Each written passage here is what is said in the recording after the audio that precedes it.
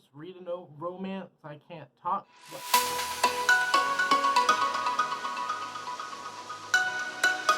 Hey y'all, it's Brody, and I have a very exciting announcement today. So, if you're not aware, November is Native American Heritage Month, and because of this, Michelle from Thor Wants Another Letter and I have decided to create the IndigAthon. Now, what the IndigAthon is for the entire month of November, we are going to be reading books by Indigenous authors with Indigenous characters.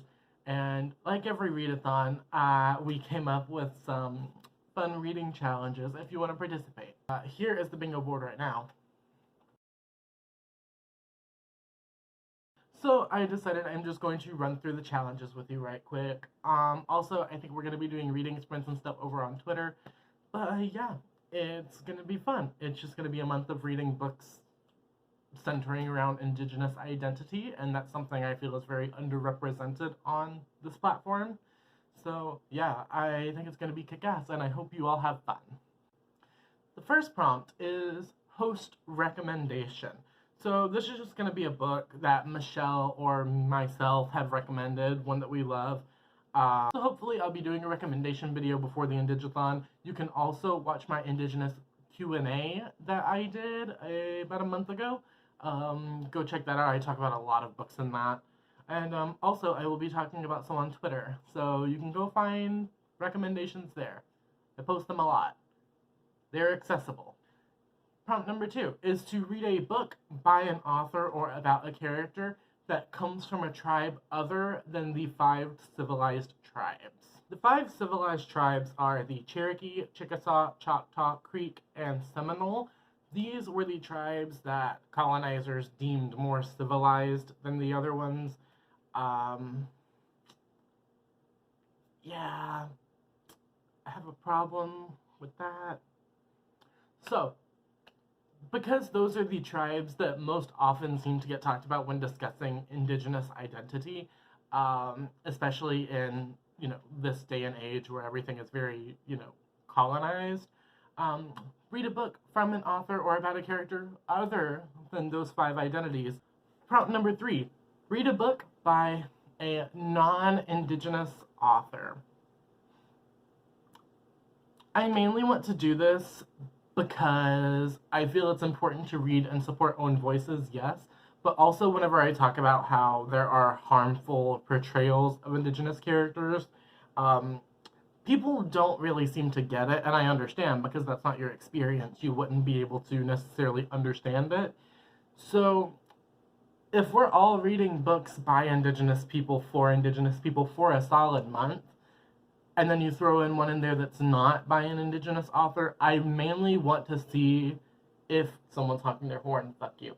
If the fetishization of Indigenous culture and Indigenous people, or just the misrepresentation, is something that will be able to be picked up on. I think it would be really interesting to see how Indigenous people speak on their own experience versus how it is told through a different lens. Prompt number 4, read a book that is nonfiction. It's Nonfiction November, I know, so everyone's going to be reading more nonfiction. Read a history book. Read a memoir. Read a collection of essays. Just read something that's nonfiction.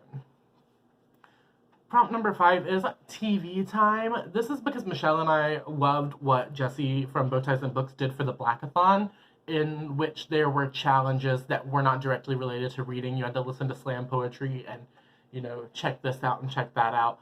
So we want to kind of mix up the media a little bit.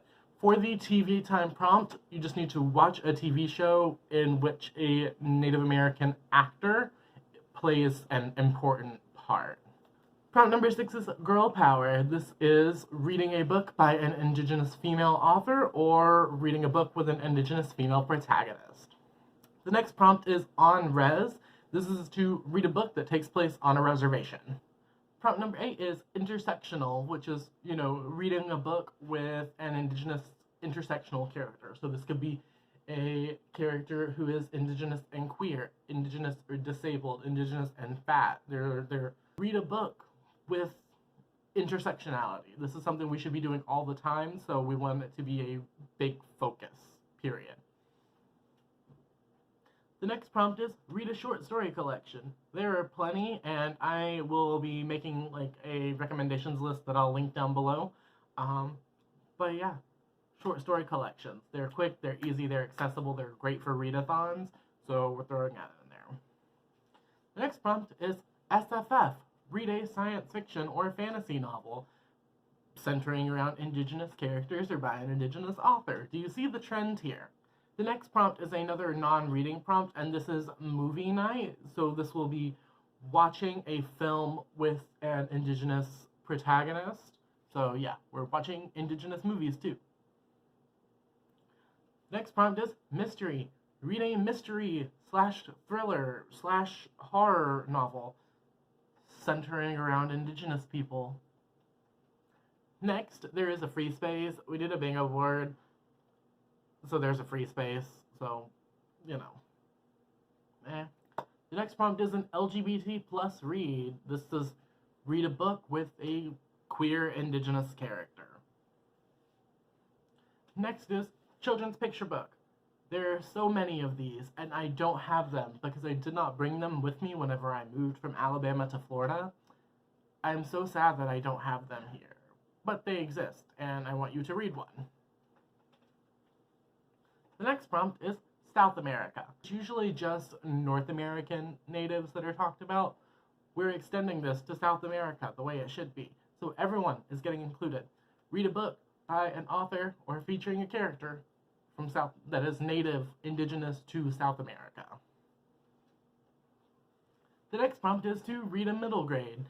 There are a lot of these.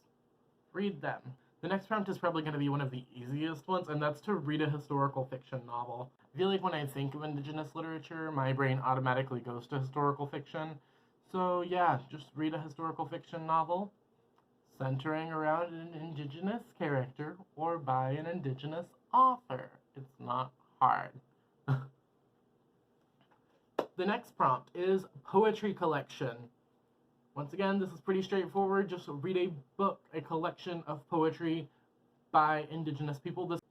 This can all be by one single poet. This can be a compilation, like an anthology of different poems by different poets. Tons of things you can do. Once again, I will be mentioning some in my recommendations video and in recommendations thread. The next prompt is to buddy read a book. That's it. The next prompt is to read a paranormal / urban fantasy book. I feel like this also isn't going to be that hard because I can think of a couple off the top of my head. But yeah, just read paranormal, urban fantasy, paranormal romance, whatever you want to do, as long as it's got paranormal aspects. The next prompt is another non-bookish prompt, and this is oral history. Oral history is something that plays a huge part in indigenous culture. So what Michelle and I are going to do, we are going to create a playlist of a few videos with indigenous people talking about their experiences, their legends, their, the culture. And we want you to watch the videos and discuss them. I don't think there's going to be that many. We want to try and get as much of a diverse field as we can, but we're probably going to keep it limited to 5 or 6. Read the group book. It is The Break by Katarina Vermette. I will put a picture on the screen right now. This book, I believe, follows a group of indigenous women in a community after something bad happens. It's been compared to There There by Tommy Orange, which is my favorite book of this year. So hopefully I will love it as much. It apparently came out before There There, so technically There There was compared to it. But yeah, it's going to be a good time. That's a different angle. Okay, cool. The next prompt is romance, and this is just to read a romance novel in which the love interest or the protagonist is an indigenous character. You get the point. Not to drag romance readers by any means, it's very valid. It's just my personal experience that while reading romance, that's where I noticed the most fetishization of marginalized characters. So I'm really curious to see what people pick for this prompt. So yeah. And the final prompt, read a graphic novel. Once again, they exist. Yay! You can totally double up, triple up, whatever on these prompts. You can do you can get a bingo. You can just do 5. You can do what you want. You can just read the group book.